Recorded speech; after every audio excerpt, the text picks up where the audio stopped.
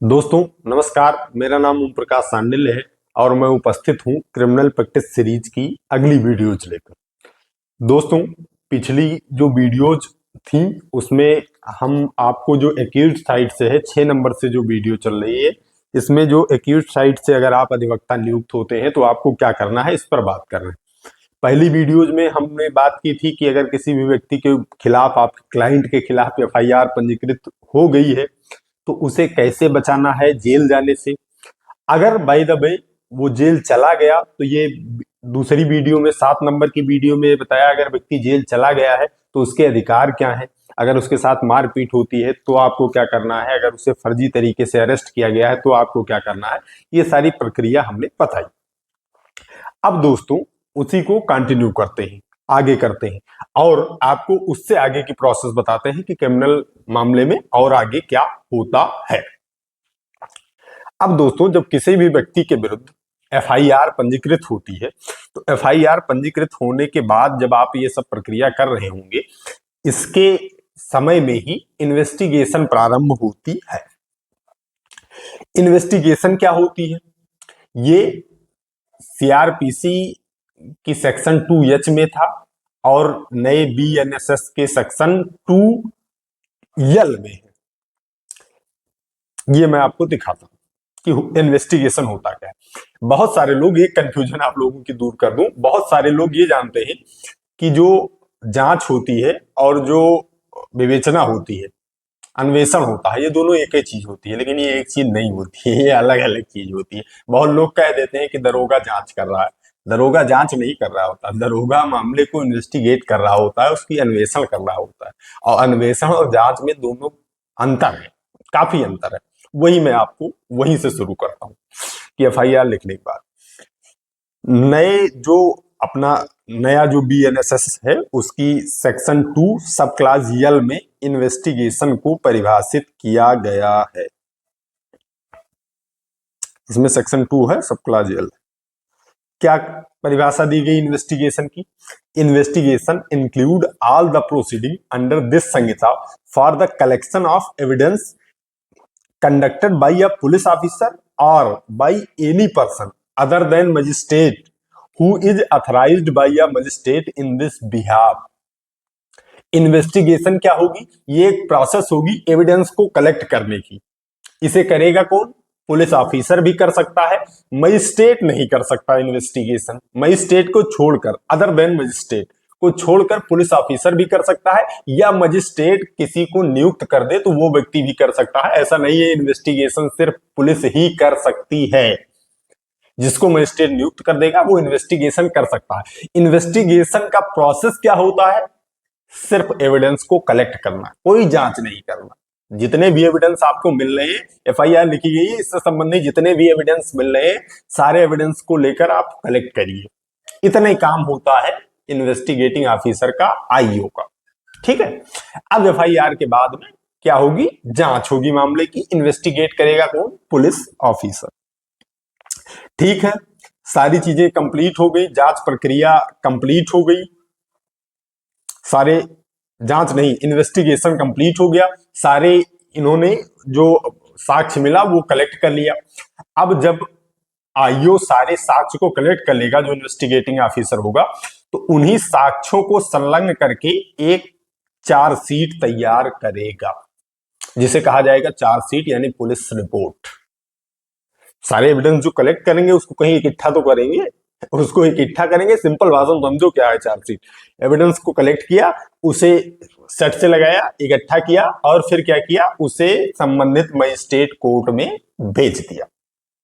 अब जब भेज दिया संबंधित मजिस्ट्रेट कोर्ट में, तब मजिस्ट्रेट साहब उसकी जांच करेंगे, जिसे कहा जाता है इंक्वायरी।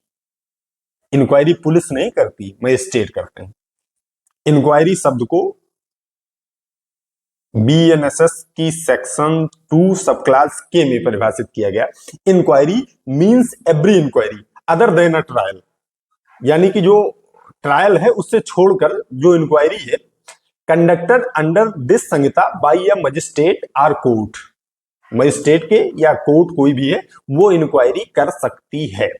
इंक्वायरी का मतलब ट्रायल से नहीं है, ट्रायल की प्रक्रिया आगे होगी, जो विचारण की कार्रवाई होती है वो आगे होगी, और मैं आगे वीडियो में आपको बताऊंगा भी कि ट्रायल कैसे चलेगा, क्या होगा ट्रायल की प्रक्रिया। ठीक है, अब ये इंक्वायरी जो है, ये इंक्वायरी, ये जो चार्जशीट सबमिट करी है दरोगा साहब ने, इसकी जांच करेंगे कौन? मजिस्ट्रेट साहब। ये करेंगे इंक्वायरी। क्या इंक्वायरी करेंगे?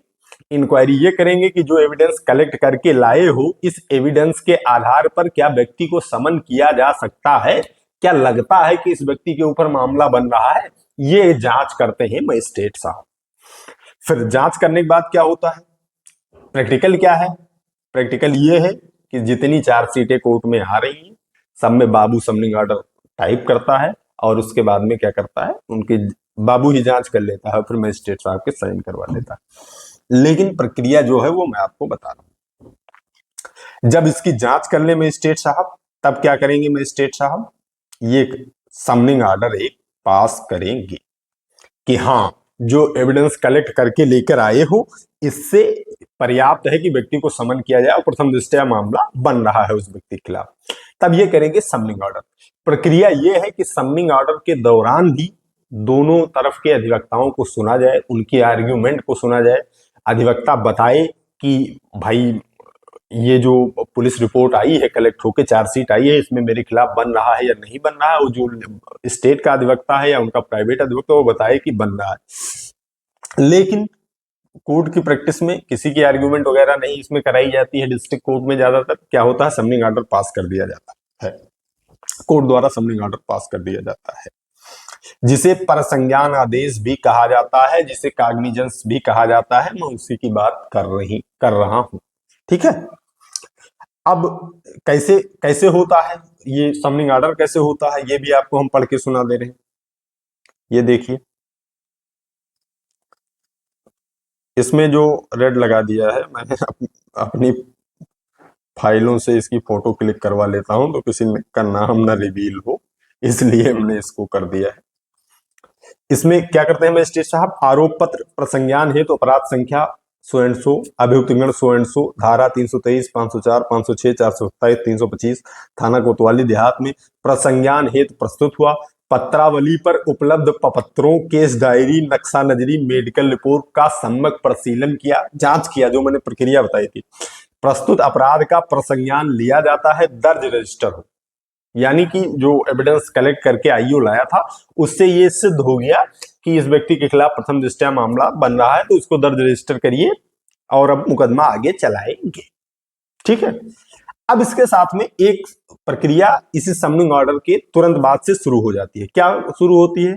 जो लास्ट की लाइन है, अभियुक्त गण जरिए सम्मन तलब हो, पत्रावली दिनांक सो एंड सो को वास्ते हाजिर मुलजिम पेश हो। व्यक्ति को यहीं से समन कर दिया जाता है, मजिस्ट्रेट कोर्ट से ही उस व्यक्ति को समन कर दिया जाता है कि भैया आपके खिलाफ अपराध बन गया है, अब आपको समन किया जाता है, अब यहां आकर आप अपनी सफाई दीजिए।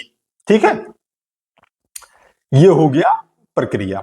समन आपके पास पुलिस लेकर जाएगी, संबंधित थाने में समन जाता है, समन पुलिस का सिपाही लेकर जाता है, उस समन का तामीला करवाता है। आप मिलते हैं या नहीं मिलते हैं, जो भी होता है, कोर्ट में अगली डेट पर उसका तामीला ले जाकर उनका जो कोर्ट मुहर्रिर होता है वो जाकर देता है कि साहब हम लोग गए वहां, उनको बताया और सारी प्रक्रियाएं बताई। अगर मिल जाते हैं तो उनका साइन करवाया कि उनको बताया कि आपके खिलाफ समनिंग ऑर्डर हुआ, उनको समन दिया और ये लीजिए उसका प्रूफ।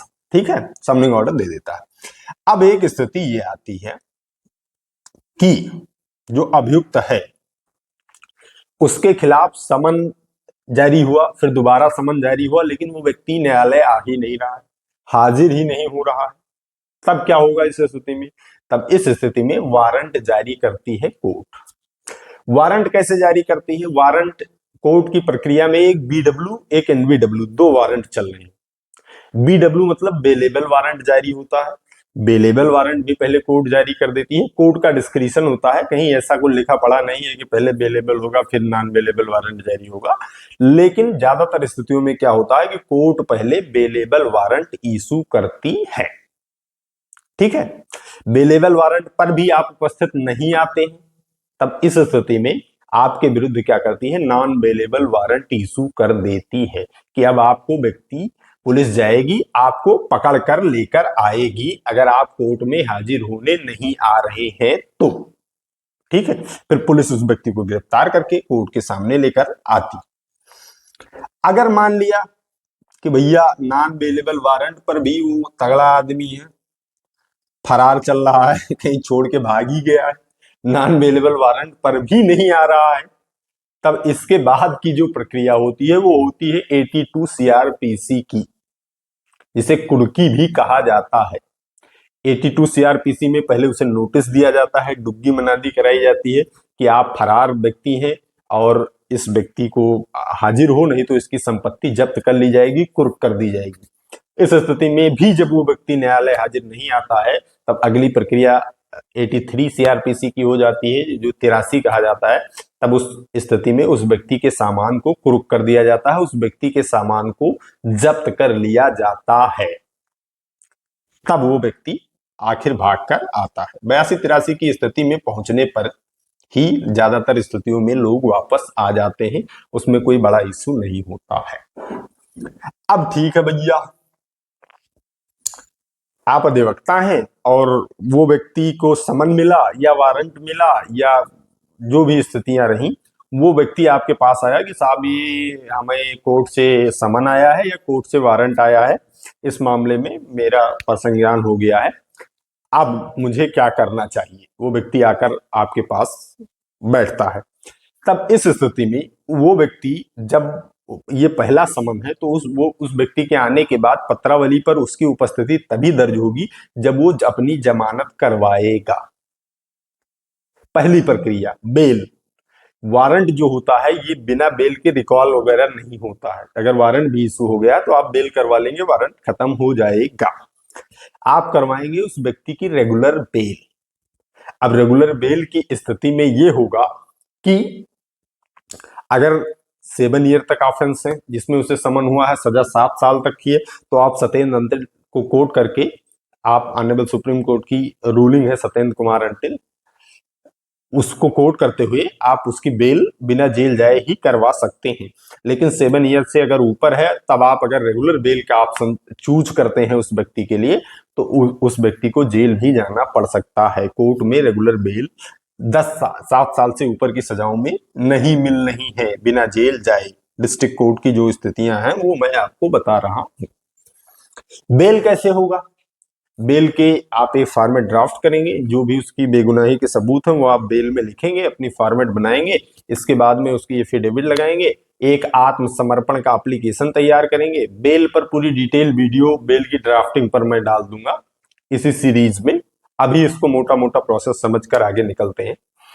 आप उसको आत्मसमर्पण का एक एप्लीकेशन लगाएंगे, कोर्ट में सरेंडर करेंगे, बेल पर सुनवाई होगी। अगर बेल आपको वहां से ग्रांट हो जाती है तो आपके अक्यूज्ड को क्या करना होगा, बेल जब कोर्ट ग्रांट करती है तो वो कुछ सिक्योरिटी अमाउंट भी साथ में बता देती है कि इतने सिक्योरिटी अमाउंट जमा करने पर आपको जमानत पर रिहा किया जाता है। आप कोर्ट से ही बेल बॉन्ड खरीदेंगे।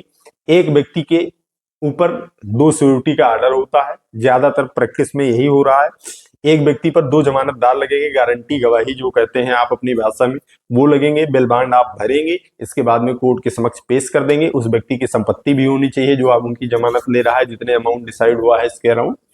फिर इसके बाद में आपके व्यक्ति, आपके अभियुक्त को रिहा कर दिया जाएगा जब आप बेल बॉन्ड दाखिल कर देंगे तब। अब बात करते हैं दूसरी स्थिति। ठीक है, थोड़ा तेज चलने का प्रयास करते हैं कि ये सीरीज जो है जल्दी खत्म हो जाए, आप लोग आराम से इसको बैक करके भी देख लीजिएगा। हम तेज चलेंगे तो चीजें जल्दी आपको बताकर इस मामले को खत्म कर देंगे, क्योंकि टाइम का बहुत ही अभाव रहता है। टाइम मैनेजमेंट एक बड़ी समस्या है मेरे लिए भी, इसीलिए वीडियोस डिले हो जाती थी, 10-10, 15-15 दिन पर आती थी। लेकिन अब हमने कहा इसको किसी तरह से खत्म कर देते हैं जल्दी जल्दी करके। अब दूसरी स्थिति ये है कि समन पर या वारंट पर अभियुक्त आपके पास आया कि समनिंग ऑर्डर मेरे खिलाफ हो गया है, कॉग्निजेंस हो गया है, मुझे सूचना मिली है, समन मिला है या वारंट मिला है, इसमें आप मेरी हेल्प करवाइए। अब आप उस अभियुक्त के साथ शुरू से थे, जैसे वीडियो नंबर 6 में मैंने बताया था कि आपने उसकी एंटीसिपेटरी बेल करवा दी थी कि वो व्यक्ति जेल न जाए। अब जब उसकी आपने एंटीसिपेटरी बेल करवा दी थी, तो एंटीसिपेटरी बेल के लिए एक मान्यता ये रख दी गई है कि एंटीसिपेटरी बेल जो होती है वो चार्जशीट फाइल होने तक की होती है अग्रिम जमानत। यही सदियों से होता था, यही लोग अभी भी समझ रहे हैं कि अग्रिम जमानत तो चार्जशीट जब लग गई तो अग्रिम जमानत का रोल खत्म हो गया, लेकिन ऐसा बिल्कुल भी नहीं है। एंटीसिपेटरी जो अब होती है वो till the conclusion of the trial होती है। जो लोग कह रहे हैं उनके चक्कर में आपको नहीं पड़ना है भाई। अगर पहले से आपने एंटीसिपेटरी बेल अपनी करवा रखी है तो आपको रेगुलर बेल कराने की जरूरत नहीं है। ये क्यों नहीं है, इसका प्रूफ ऑनरेबल सुप्रीम कोर्ट का ये ऑर्डर है, Sushila Agarwal and others versus State NCT of Delhi. इसको जो दो तीन मैं सुप्रीम कोर्ट के जजमेंट बता रहा हूं, इसको आप लोग जरूर पढ़ लीजिएगा। सत्येंद्र कुमार अंटिल, अरनेश कुमार बनाम बिहार राज्य का मामला, Sushila Agarwal versus State NCT of Delhi, ये सब जजमेंट आपको रटे होने चाहिए अगर आप प्रैक्टिस में आ रहे हैं। इस जजमेंट में क्या कहा गया है कि एंटीसिपेटरी जो है वो till the conclusion of the trial होती है, टिल द चार्जशीट नहीं होती है। लोग क्या करते हैं, एंटीसिपेटरी उनकी हुई रहती है, फिर भी वो रेगुलर बेल कराने में चले जाते हैं और फिर जेल चले जाते हैं। ऐसा नहीं करना। अगर आपकी एंटीसिपेटरी बेल एक बार हो चुकी है, चाहे चार्जशीट लगने के बाद या चार्जशीट लगने के पहले, तो आपकी वो till the conclusion of the trial हो जाती है। इसमें सुशीला अग्रवाल में क्या कहा गया, पैरा नंबर 5, आप जब इस पूरी रूलिंग्स को पढ़ेंगे तो इसमें ये लिख दिया गया है। Anticipatory bail granted can, depending on the conduct and behaviour of the accused, continue after filing of the chargesheet till end of trial. यानी अगर उस व्यक्ति को एंटीसिपेटरी बेल दी गई है, उसका कंडक्ट और बिहेवियर सही है, तो उसे till end of the trial मान लिया जाएगा बेल को। ये नहीं है कि चार्जशीट लग गई तो आपकी एंटीसिपेटरी बेल खत्म हो गई, ऐसा नहीं है भाई। आपकी यही बेल क्या हो जाएगी, till the conclusion of the trial चली जाएगी। होगा क्या, अब मान लिया कि आपने एंटीसिपेटरी पहले करवा रखी है, उसकी अग्रिम जमानत करवा रखी है और मजिस्ट्रेट के यहां से समन चला गया, तब क्या करेंगे आप, कुछ नहीं करना है। आपको अपने एक्यूज्ड को लेके आना है, एक एप्लीकेशन लगाना है वहां पर अपनी उपस्थिति के लिए कि मैं यहाँ पर न्यायालय पर उपस्थित हो रहा हूँ, पूर्व में मैं अग्रिम जमानत करवा चुका हूँ। अग्रिम जमानत की कॉपी लगाते हो, मजिस्ट्रेट कोर्ट में अप्लाई करना है और फिर साइन बनाना शुरू कर देना है। आपको कोई बेल अप्लाई नहीं करनी है, रेगुलर बेल। वही एंटीसिपेटरी बेल, आपका ट्रायल जब तक खत्म नहीं हो जाएगा तब तक वो चलेगी, ठीक है। और अगर दूसरी स्थिति उस व्यक्ति की वारंट हो गई है, तो आप वारंट रिकॉल का एक एप्लीकेशन डालेंगे और उसके साथ में ये अपनी एंटीसिपेटरी के सारे बताएंगे कि मैं पूर्व से एंटीसिपेटरी पर हूं, तो मजिस्ट्रेट साहब जो है वो पीवी अंडरटेकिंग पर वारंट को रिकॉल कर देंगे और आपकी प्रक्रिया वहीं से शुरू करवा देंगे, ठीक है। दूसरी स्थिति एंटीसिपेटरी पर एक और है, इसको भी यही समझकर ही चलते हैं कि एंटीसिपेटरी बेल जो है अब वो सिर्फ एफआईआर के स्टेज पर ही फाइल नहीं की जा सकती है। मैं अगर आपके वो जो क्लाइंट है उसके खिलाफ ऐसी धाराओं में मुकदमा लिखा है जिसमें 7 साल तक की सजा, सत्येंद्र कुमार अंटिल को कोर्ट करके आप बिना जेल जाए जमानत करवा सकते हैं, लेकिन 7 साल से ऊपर की सजा है तो जेल जाने लगे, तब क्या करेंगे आप इस स्थिति में। तो इसके लिए ये बताया गया कि चार्जशीट के बाद, कॉग्निजेंस होने के बाद, समनिंग ऑर्डर होने के बाद भी आप एंटीसिपेटरी बेल फाइल कर सकते हैं। और ऐसा इसी जजमेंट में कहा गया है, Sushila Agarwal versus State NCT of Delhi. पूरा पढ़ेंगे आप तब आपको ये सारी चीजें पता चलेंगी। तो अगर आपको ये लगता है कि मुझे पूर्ण रूप से सिक्योर करना है मामले को कि मैं जेल जाऊं ही ना, तो रेगुलर बेल के बजाय आप एंटीसिपेटरी बेल भी फाइल कर सकते हैं। अगर आपकी परिस्थितियां, आपका केस कमजोर है, तो एंटीसिपेटरी बेल आपको चार्जशीट के बाद भी ग्रांट कर दी जाएगी, जो कि till the conclusion of the trial होगी। आपको फिर से कोई बेल करवाने की जरूरत नहीं पड़ेगी, रेगुलर बेल। तो आपके पास अगर एक वो अभियुक्त आया है कि मुझे समन मजिस्ट्रेट के यहाँ से मिला है और 7 साल से ऊपर की सजा है, आपको लगता है, या कम की सजा, आपको लगता है कहीं प्रोसेस में रेगुलर बेल में हम जेल न चले जाएं, तो आप उसकी अग्रिम जमानत फाइल कर दीजिए, एंटीसिपेटरी बेल फाइल कर दीजिए, एंटीसिपेटरी बेल आप करवा लीजिए, फिर उसी को लगा दीजिए, वो till the conclusion of the trial हो जाएगी। अगर आप रेगुलर बेल कराते हैं तो और अच्छा है, लेकिन अगर एंटीसिपेटरी भी कराते हैं तो ये भी बुरा विकल्प नहीं है। 7 साल से ऊपर की सजाएं जो होती हैं उसमें हम लोग यही ट्राई करते हैं कि व्यक्ति जेल ना जाने पाए, तो उसकी एंटीसिपेटरी बेल डालते हैं, एंटीसिपेटरी बेल करवा देते हैं, वही till the conclusion of the trial हो जाती है, वो व्यक्ति जेल भी नहीं जाता है, उसकी जमानत भी हो जाती है, ठीक है। ये स्थिति है एंटीसिपेटरी बेल की।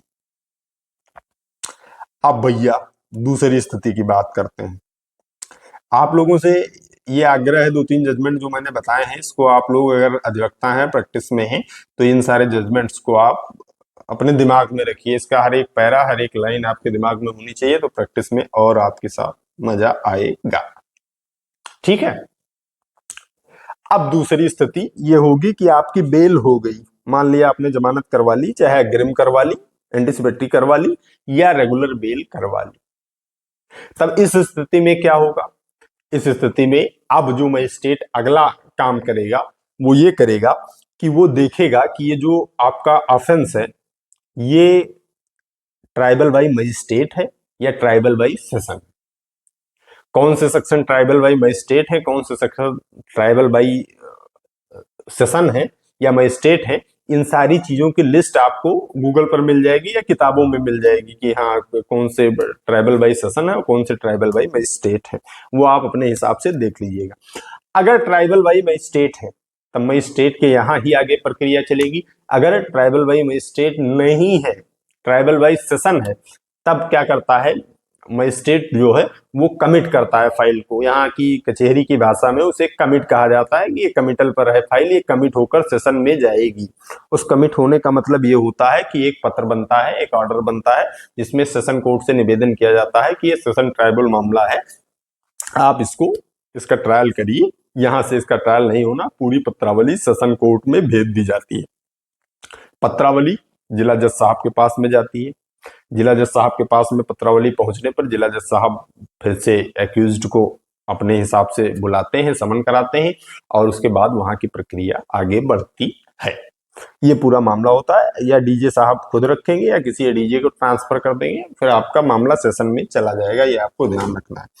अब मामला आपका सेशन में गया या मामला आपका मजिस्ट्रेट कोर्ट में ही रह गया, ट्राइबल बाई मजिस्ट्रेट अगर सेक्शन है या tribal by session court section है, तो उसमें अगली स्थिति क्या होगी बेल के बाद की?